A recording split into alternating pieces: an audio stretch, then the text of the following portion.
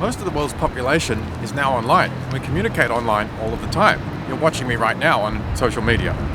Do people communicate online as a form of employee voice? Well, yes, they do. But so-called e-voice is hardly touched on in the literature on employee voice. Why? Because such forms of voice are uninvited by employers. Even if they're aware of them, they generally don't acknowledge them. This seems a strange thing to overlook.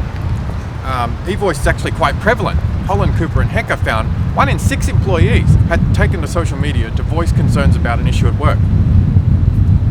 That's actually more than the number of people who join a union. So is this e-voice having an impact on the employer, even if it's not systematized? Or to put it another way, does e-voice have instrumentality? If we take a look outside of employment relations, studies in other fields have found that collective action can take place even in the absence of a coordinator, which leads me to suspect the answer is yes, e-voice can have an impact on employers too. To find out more about e-voice, we spoke to Uber drivers who at the time did not have a formal means of employee voice. But what they do have, however, is a smartphone in front of them at all times. And they speak to one another on online chat forums and WhatsApp groups.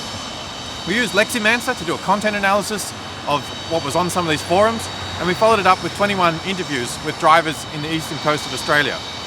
And what did they tell us? Come to my session and I'll tell you all about it. Collectivisation of E-voice in online forums.